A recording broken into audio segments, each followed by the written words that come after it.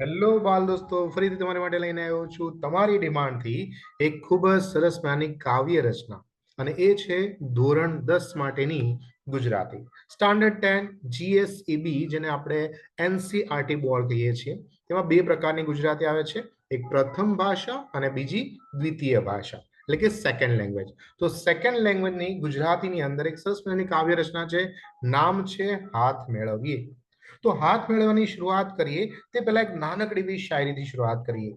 पुराने चेहरे के साथ पुराने चेहरे के साथ नए लोग मिलते हैं, पुराने चेहरे के साथ नए लोग मिलते हैं, दिल कहाँ मिलते हैं, अब तो सिर्फ हाथ मिलते हैं. તો આવી સરસ મજાની શાયરી પછી એક વસ્તુ સમજીએ. જો આપણા દાદા હોય, દાદી હોય, મમ્મી પપ્પા, મામા મામી, કાકા કાકીની સાથે તમે હાથ મેળવશો ને, તો હંમેશા તમે જોજો એ બંને હાથ તમારા રાખશે હાથમાં, અને તમને બહુ સરસ મજાની રીતે શેક હેન્ડ કરશે અને તમને સપોર્ટ આપતા હોય એવું લાગે. જ્યારે અમુક લોકો તમને હેરાન કરવા વાળા હોય છે, જે માત્ર તમારો હાથ ખેંચી અને તમારો દુરુપયોગ કરતા હોય છે. અમુક લોકો તમને ડાઉન કરવા માટે હોય છે, તો અમુક માત્ર ટાઈમ પાસ માટે હાથ રાખે. આમ હાથ મેળવવાથી સામેવાળાના હૃદયને અને મનને પણ આપણે સમજી શકીએ છીએ. તો ચાલો આજે આપણને આ કાવ્યની અંદર શું કહેવા માંગે છે નિરંજન ભગતજી. નિરંજન ભગત આ કાવ્યના સરસ મજાના કવિ છે. પૂરું નામ છે નિરંજન નરહરી ભગતભાઈ. અમદાવાદમાં જન્મ થયો અને અનેક પુસ્તકો તેમને લખ્યા, જેમાં છે છંદોલય, કિન્નરી, અલ્પવિરામ. આના 3 કાવ્ય સંગ્રહો છે. નવા નવા કાવ્ય સંગ્રહોની અંદર તમે જોવા જશો તો છંદોલય ખૂબ જ સરસ છે, વાંચવા જેવા છે, અને તેમને 14 શબ્દો એટલે કે 14 પંક્તિમાં આવે તેવી સોનેટની કાવ્ય રચનાની શરૂઆત કરી હતી. અને તેમને ખૂબ જ સરસ મજાના અનેક અલગ એટલે કે સ્વાધ્યાય લોક છે, અંતિમ કાવ્યો છે. આ બધા પુસ્તકો ખરેખર વાંચવા જેવા છે. તો પછી આ કાવ્યમાં શું છે? જો આ કાવ્યમાં વધારે નહીં, 5 થી 7 શબ્દોને તમે યાદ રાખશો ને, એટલે કાવ્ય તમારા હૃદયમાં બેસી જશે, મનમાં બેસી જશે, અને લાંબા સમય સુધી એટલે કે બોર્ડ એક્ઝામ સુધી તમને મદદ પણ કરશે. અને અહીંયા એ શબ્દ છે ધન, સંપત્તિ, સત્તા. બસ આ અમુક શબ્દો છે, આપણે યાદ રાખીએ અને કાવ્યને સમજવાની કોશિશ કરીએ. તો જે રીતે આપણે વાત કરી કે જીવનની અંદર આપણી પાસે અલગ અલગ પ્રકારના લોકો આવે છે. અમુક લોકો બંને હાથ જોડીને નમસ્કાર કરતા હોય છે, અમુક લોકો અસલામ મારેકું કરીને હાથ જોડ્યા વગર પણ આપણી સાથે હાથ મેળવતા ન હોય એવા લોકો પણ છે. તો અમુક લોકો દૂરથી હાય હેલો જ કહી દે છે. આમ અલગ અલગ પ્રકારના લોકો પોતાની રીતે આપણું માન સન્માન અથવા આપણી સાથે ભળતા હોય છે. તો અહીંયા કવિ શું કહે છે? કવિ કહે છે કે લાવો તમારો હાથ મેળવીએ. કવિ કહે છે કે લાવો તમારો હાથ મેળવીએ. એમ કહીને કવિ હાથ લંબાવે છે. હવે તમને શું લાગે છે કે તમારા હાથની અંદર શું શું હશે? અમુક પ્રકારની રેખાઓ હોય, અને એ રેખાઓ જે છે તેની અંદર ધન હોય એટલે પૈસા હોય, સત્તા એટલે પાવર હોય, અને કીર્તિ એટલે કે ફેમ હોય. અલગ અલગ પ્રકારની રેખાઓ છે, અને રેખામાં ઘણી બધી વસ્તુઓ દેખાયેલી હોય છે. તો શું આ બધી વસ્તુ હું લઈ લેવાનો છું? ના. કહો, હું શું મેળવી લેવાનો છે એમાં? આ તમારા હાથમાં તો કેટલું હશે. હશે શું? તો કે ધન હશે, સત્તા હશે, અને હશે શું? તો કે કીર્તિ પણ. શું શું નથી હોતું તમારા હાથમાં? પણ મારે મારે તમારી સાથે હાથ મેળવીને મારે કશાયનું કામ નથી મારે તમારું ધન લઈ લેવું, નથી સત્તા કે નથી કીર્તિ. બસ હું તો માત્ર તમને સપોર્ટ કરવા માટે આવ્યો છું, માત્ર તમારો હાથ જોઈએ છે. એમ કહી અને હું તમારી સામે હાથ લંબાવું છું અને તમને કહેવા માંગુ છું કે આપણે સાથે છીએ. તું ડરતો નહીં. મારી પાસે જે કંઈ પણ આવડત છે, અનુભવ છે, હું તને આપીશ, અને જો તારે આપવાની ઈચ્છા હોય તો તું મને આપજે. આથી કવિ કહે છે કે ના ના, આપણે આ બે ખાલી હાથમાં કેટલું? આપણા હાથમાં છે ઉષ્મા, એકબીજાને સપોર્ટ આપવાનો છે, એકબીજાને દિલાસો આપવાનો છે, થડકો આપવાનો છે. આ બંને શબ્દ જરૂરી છે, ઉષ્મા અને થડકો યાદ રાખજો. અને આગળ આપણે ધન, સત્તા અને કીર્તિ યાદ રાખવાના છે. અહીંયા થઈ ગયા ટોટલ 5 શબ્દો. અરે આ ઉષ્મા અને થડકા દ્વારા આપણે એકબીજાના પરસ્પરના હૃદયના ભાવોને સમજવાના છે. મારી પાસે જે આવડત હશે આવડત આપીશ, અથવા તો બિન આવડત હશે એનાથી દૂર રહીશ. બિન આવડત આવડત સારું નઠારું કેટલું કામ કરતા આપણા હાથને આપણે કેળવશું, એકબીજાને સાથે લઈ જતા શીખવશું. અને આમ કહે છે કે તમે અજાણ્યા છો, ભલે અજાણ્યા હો. ભલે તો પણ હું આ હાથ લંબાવીને કહું છું, લાવો તમારો હાથ મેળવીએ. આમ કહે છે કે ઉસ અજનબી સે હાથ મિલાને કે વાસ્તે, उस अजनबी से हाथ मिलाने के वास्ते महफिल में मुझे सबसे हाथ मिलाना पड़ा. तो कहने का मतलब है કે મનુષ્ય જાતિ છે જે માનવતાવાદી છે અને આથી બધાની સાથે આપણે સાથ સહકાર, મનુષ્ય નાનો એવો હોય એ ધનથી, સત્તાથી કે પછી પોસ્ટથી, પણ એની પાસેથી ઘણું બધું શીખવા જેવું છે. કોણ જાણે ક્યાં વેશમાં આપણે ઈશ્વર, અલ્લાહ કે ખુદા મળી જાય ખબર નથી. આથી બધાને હાથ મિલાવતા ચાલો. હા, કોરોના હોય તો દૂર રહેજો પાછા, એ ખાસ ધ્યાન રાખજો. તો ચાલો, આ તો નાનકડી એવી કવિતા થઈ ગઈ, પણ આપણે હવે તેના પ્રશ્નોત્તર પણ કરવાના છે. તો ખાસ યાદ રાખજો, આ કાવ્યને બહુ સારી રીતે શબ્દો દ્વારા સમજી લેજો. અને મેં તમને કીધું એ પ્રમાણે ધન, સત્તા, કીર્તિ, ઉષ્મા, થડકો, બિન આવડત, નઠારું, આ બસ 5-7 શબ્દો છે, એને ખાસ યાદ રાખજો અને તમારી ભાષામાં જે તમે સમજ્યા છો એ લખવાની કોશિશ કરજો. ઓકે, તો ચાલો પ્રશ્નોત્તર લઈએ. પ્રશ્ન નંબર 1 છે, કવિ ખાલી હાથમાં શું હોવાનું અનુભવે છે? તો કવિ ખાલી હાથમાં માત્ર 2 શબ્દ છે, ઉષ્મા અને થડકો. કવિ અજાણ્યા માણસને શું કહે છે? કવિ અજાણ્યા માણસને કહે છે કે લાવો તમારો હાથ મેળવીએ.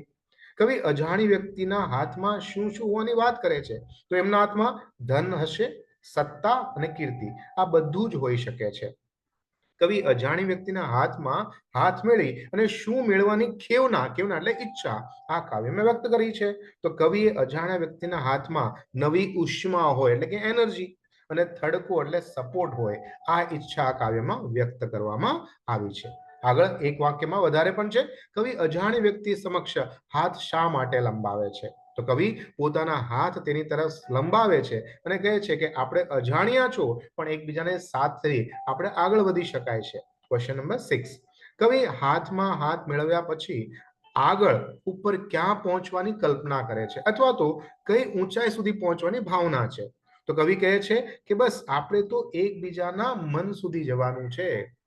તો આવી સરસ મજાની ભાવના, ઈચ્છા અહીંયા છે.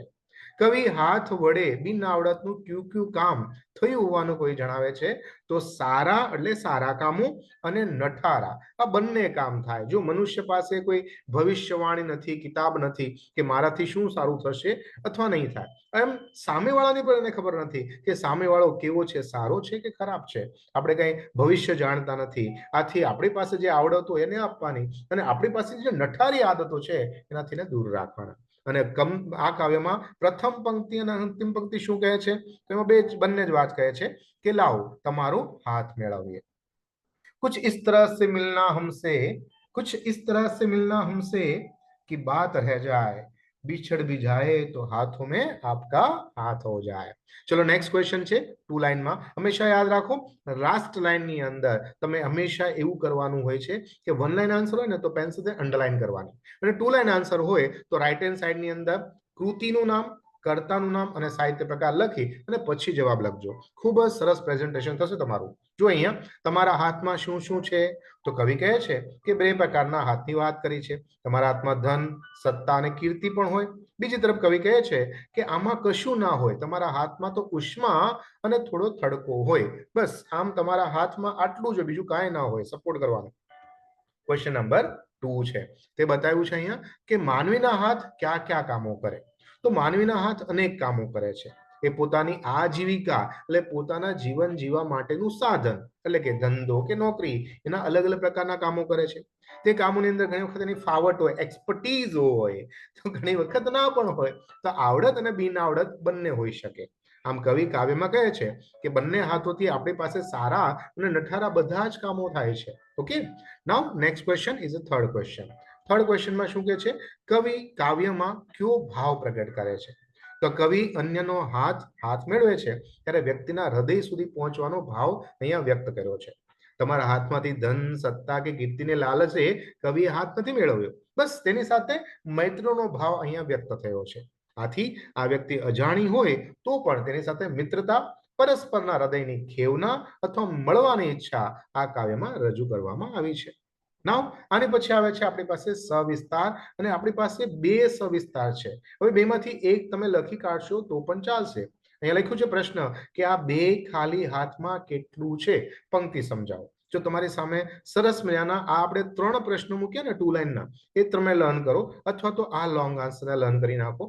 અને આ શબ્દો મેં તમને કીધું કે 5 થી 7 તમે તમારી જાતે પણ આ કાવ્ય સમજી શકો છો અને તમારા શબ્દોમાં પણ લખી શકો છો. પણ જો ના લખી શકો તો આ શબ્દોનો એટલે કે આ બધા પ્રશ્નના વાક્યો જે છે તેનો ઉપયોગ કરી શકો છો.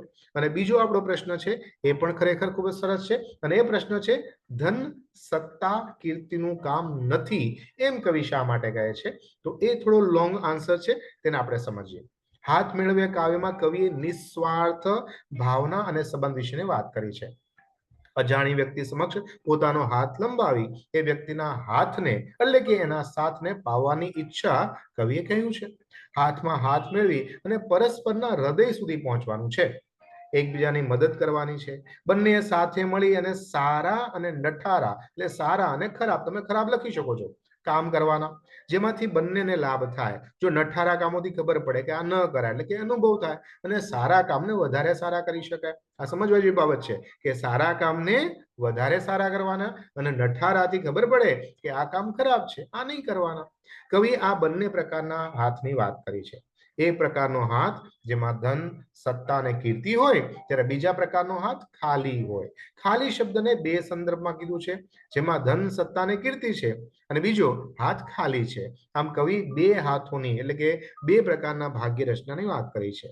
અન્ય ભાવ ખાલી શબ્દનો એવો છે કે માત્ર હાથ, હાથમાં હાથ મેળવી આગળ વધવું, એકબીજાનો સાથ પામવાનું, સારા કર્મો કરવાના, પરસ્પરના હૃદયને સમજવાનું અને શુદ્ધ પરિભાવના કવિએ અહીંયા કાવ્યમાં રજૂ કરી છે. આવી ભાવનામાં કારણે કવિ કહે છે કે હાથ તો જરૂર લંબાવે, પરંતુ ધન સત્તા અને કીર્તિ માટે નહીં, માત્ર તારા સાથ માટે, માત્ર તારા સપોર્ટ માટેની જ વાત કરેલી છે. અને હવે નાનકડી વાત છે એ છે વ્યાકરણની. સૌથી પહેલા આવે છે સમાનાર્થી શબ્દો.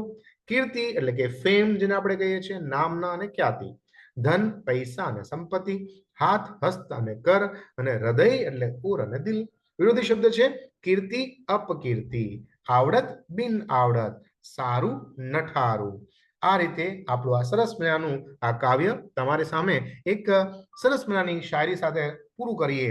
उसने रवैये में यकीनन तब्दीली थी, जब हाथ मिलाया तो उसकी भी हाथ की पकड़ થોડી સી ઢીલી થી. તો આશા કરું છું કે આ તમને કાવ્ય અને પ્રશ્નોત્તર સમજાણા હશે. કોઈ પણ પ્રકારની તકલીફ આવતી હોય તો કમેન્ટ્સ કરજો. ત્યાં સુધી મને આજ્ઞા આપો. તમારો દોસ્ત, તમારો મિત્ર, તમારો ગુરુ Mahendra Joshi. Thank you very much.